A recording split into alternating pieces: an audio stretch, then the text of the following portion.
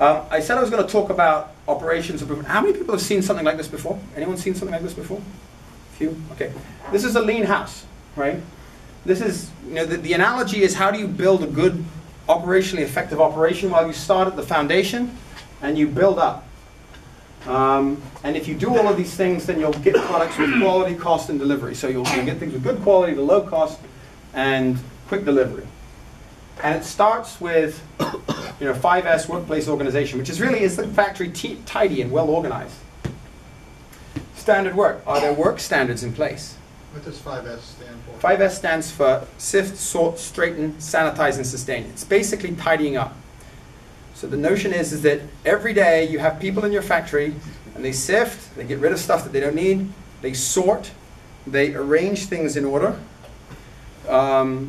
sift, sort, straighten, they make things clear as to where everything should go, sanitize, they clean it, and then they sustain it. They do that every day. And it is very obvious if you go into a well-run factory whether they are doing their 5S program or not. Right? In fact, most of these things you can assess within the first few seconds of being on the factory floor. If you've seen it before, I've been to more than 40 factories in my time. I used to do this sort of assessment professionally for private equity guys and things like that. But 5S is basically, is the workplace organized? Because if the workplace is not organized, then it's almost impossible to do standard work. If you don't do standard work, it's almost impossible to do continuous improvement. If you're not doing continuous improvement, then you're not going to be able to do all of these more sophisticated things like just-in-time or stop-the-line process, and you're not going to get the quality, cost, and delivery that you need. Right? A lot of people go in and they try to implement lean programs by, oh, we're going to do just-in-time. Let's put just-in-time in place. But they don't. The factory's a mess. There's no discipline in the work floor. They don't have any notion of continuously improving. They're wasting their time. You're building you're building the house on a bad foundation, right? That's the notion of the lean house. Don't start here.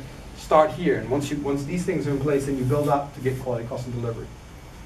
That's sort of like the 2-minute version of lean, and I could probably speak for another 2 days on these sorts of notions. But this is what I will look for in a factory. Oh, is it properly organized? Do they have some notion of standard work? Do they have a continuous improvement program in place? Are they doing quality circles? Are they sitting around talking about issues and trying to make improvement? Do they have improvement projects? Do they have sometimes even large disruptive change events? Are they doing those kinds of things? And then, do you have just-in-time and stop-the-line processes? Stop-the-line is if there's a quality defect, you stop what you're doing, you fix a quality defect before you have another problem. You don't allow the factory to continue to produce junk product. Now, when you go into a factory that's doing all of this, it's very obvious. It looks like the interior of a Swiss watch. Everybody's working, nobody's rushed, but everyone's occupied, right? A well-run organization looks like a Swiss watch. Everything's moving, but no one's rushing. And it's very obvious if you've seen it before. And so if I go into a factory and I look for I want to try to assess them on operations, this is what I would use. And this is the most important thing, because if this is in place, in general, everything else is in place. These factors, they don't usually happen in isolation. If somebody's doing this, usually this is going to be pretty good. This is probably going to be pretty good. This, maybe not so much. This you can't really control.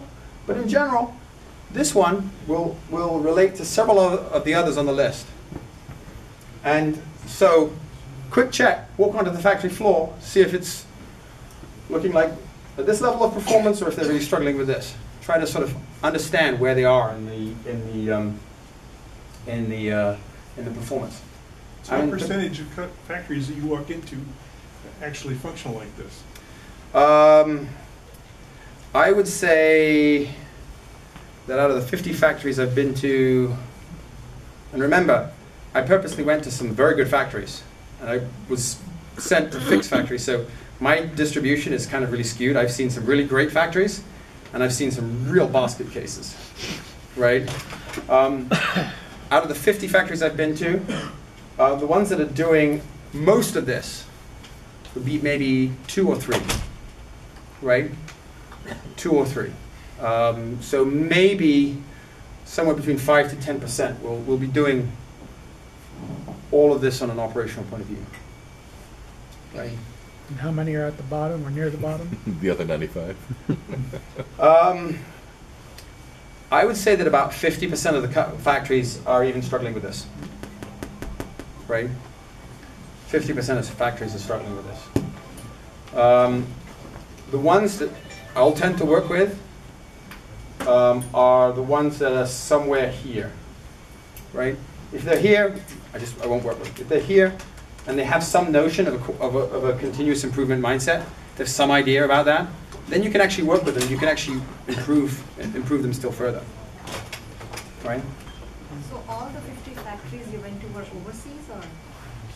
No, I've been to plenty of factories in the U.S.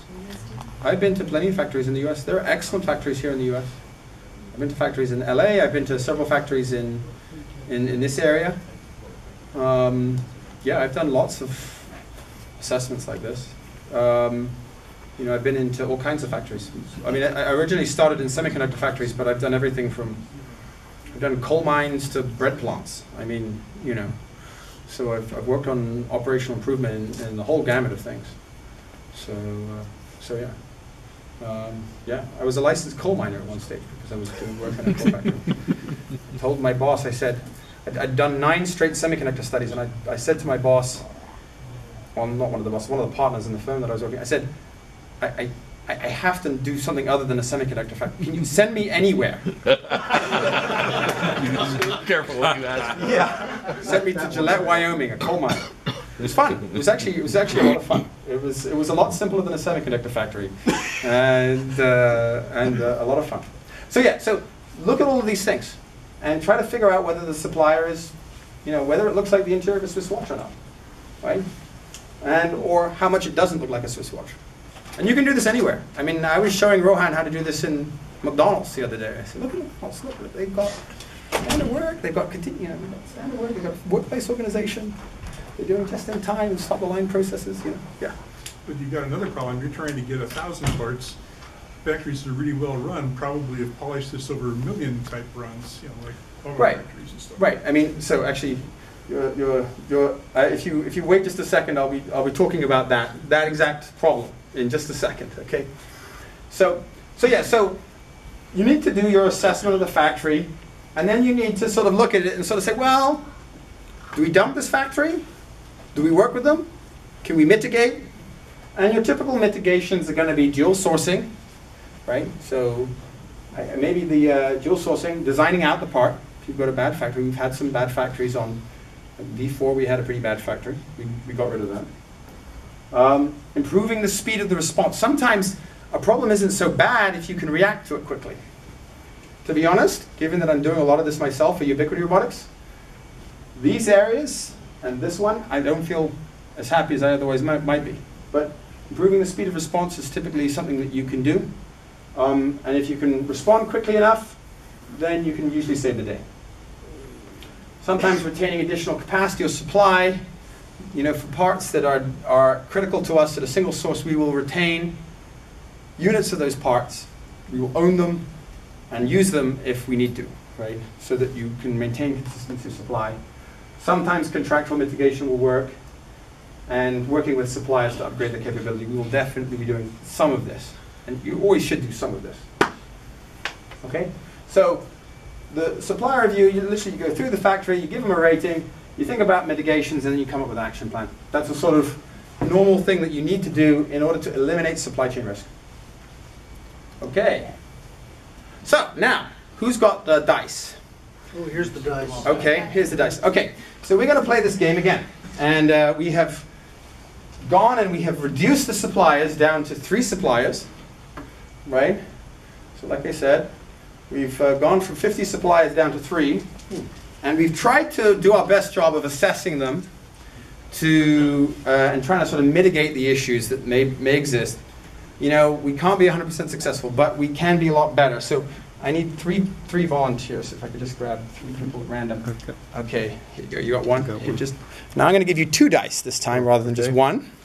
And for this time, for there to be a supplier issue, you need to thank you.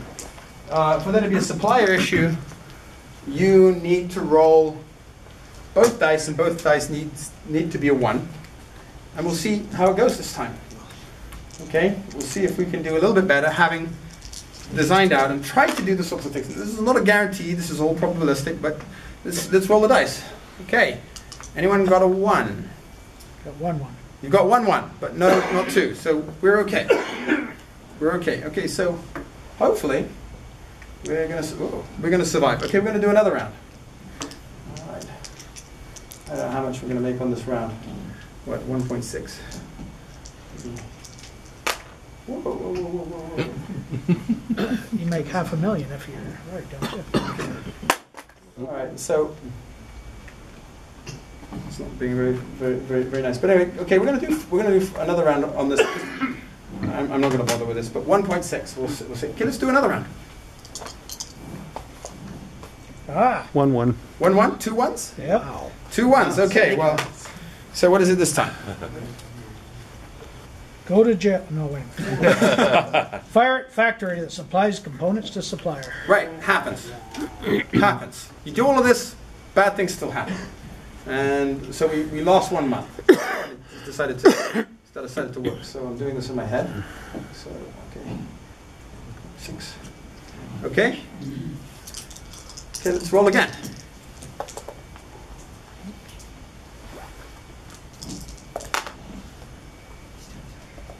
Okay, so, things seem peaceful in the supply chain department, Dumb question, you got money coming in because you're able to sell your product? That's right, we're able to sell the product. So each round, I think I set it up front, we were able to sell Bill's the product. got 1 and I've got a 1. Does that count? No, that's, this is playing silly There's buggers. more creating problems. Little collusion there. Yeah. Okay, so, let's roll again.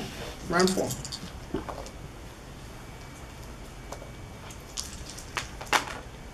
Okay. Right, sounds all peaceful, right? That's what a good supply chain organization should sound like, right? Yep. Yeah. When it, right? And any other ones? Nope. Nope. So yeah, I mean, we're still here. We had a bit of a hit, we had something bad happen to us, but we're still around. We didn't go bankrupt in 3 months. Why would we not each take 1 die, though? Because obviously 1 and 1 together is like major low probability Right. relative to... Right, because we've gone and we've done our supplier assessments, we've mitigated the risk from each supplier. We've looked at each supplier and we've said, we think that there is either low risk here or we've mitigated the risk and we think that the risk has dropped. Because for sure a bad supplier, when you've got a 1 in 6 probability of something going wrong with That's a bad pretty supplier. bad. That's pretty bad. A bad supplier will be much worse than that, right? A bad supplier, yeah? There's some sort of equation that you calculate based on your study, that you have some sort of number that you put in together with some formula to compute that probability. Lots and lots of things like that, Okay. if you want to get into detail. Okay. The reality, though, is that when I first started doing this sort of work, I would try to come up with a perfect analytical solution. And over time, I just, became too complicated to. I used to do a lot of that sort of thing. I mean, I did once in the coal mine. In fact, I did a clustering algorithm that proved that the mine would pass into different states, and my colleagues thought it was interesting and so forth. The miners, They get glassy eyes and... They thought it was brilliant, but they didn't understand it at all, right? I mean, I was able to show that the mind would take, but yeah, various different states. So the point is, a bad supply will be worse than 1 in 6, right? A bad supply will let you down more often than 1 in 6. A good supply will be much better than 1 in 36. A good supplier will have a failure rate, on-time delivery, perfect delivery of better than 1% is a good number, right? I've seen good suppliers trying to get their perfect delivery number up to maybe 0.5% or so. Bad suppliers, they don't even track it, and they're like, perfect deliveries at like 80%. Right? So these numbers that I'm giving you, these are not pulled out of the air numbers. I mean, they kind of represent reality. And they kind of represent what we've done with this particular project. Now, can I guarantee that nothing will go wrong when I bloody well think that stuff will go wrong. But hopefully we have reduced the risk that something will go wrong. Right? That's the sort of thing that obviously we're here to do, because we want to make sure that our backers are happy. Okay, so at the end of 5 months, at the end of 6 months, we are still here. What was the difference? What was the difference? Better suppliers. Well, better suppliers, reducing the risk in design, right? It's not the supplier's fault, it's our fault. We're responsible, right? And so on. Now, this is to answer your question. Well, why can't we work with, like, Han Hai? They've refined this over millions of units, and so on. You absolutely can. This is a sort of, conceptual chart that sort of describes this. I mean, you can work with, and in fact, when I do some of this is actually specific to here, but sometimes when I do this in Stanford, I go through lots of case examples. You can work with top-tier guys like Han Hai, Flextronics, and so forth. Typically requires a high commitment of capital. There's typically a pretty high incoming quality requirement. There are plenty of startups in the Valley who were started with guys in the garage who could not meet the design rules of the Flextronics and the Han Hais of this world. You need actually quite a lot of expertise just to be able to hand them a design that they will accept. Right? And there's a relatively complex business process to set up. And the other thing that often happens is that you get schedule deprioritization. So you give them a design, and Apple comes in and says, look, iPhone sales are going really like gangbusters. I need more iPhones. Who do you think Han Hai is going to service first? Apple or you? Yeah. Right. Right. Typically pretty expensive component with quotation. So these guys, you're right, the quality system, that they have great quality systems. I did stuff in Flextronics myself. Actually know the former chairman of Flextronics. Right? Great companies. Tough to work with if you have a small team in the garage. So don't deal with these guys unless you can do rigorous design requirements. Unless you can deal with the rigorous design requirements that they will want. Second tier, capital commitment is lower. Service quality is actually only a little bit below these guys. But these guys are very, very good. Or you can work with the small size CMs. Now, these are much easier to get into. They tend to be very flexible. I mean, I go to China and sit with the engineer in China and work with them on design elements of this. What you haven't mentioned is that Dave happens to know something of Mandarin. This is true. I speak Chinese, but It's valuable. That's true. That is true. Okay. I sit and I can talk to the engineer, and we can work out a lot of the problems right then and there. We can put it in the design, and then they can put it on the production floor. You are not going to get that at these guys, right? They're pretty flexible. They're easy to set up, and they'll support your schedule better than these guys probably will. The downside is that these guys typically do not have the fabulous quality systems that these guys do. But if they're reasonably good, you can work with them on that. And obviously, we have in Ubiquity Robotics quality system guys. That's exactly what we're going to do. Now, are we all the way up here? Absolutely not. But we are working on it. Right? And as we get more volume, we'll be able to move up here. Okay?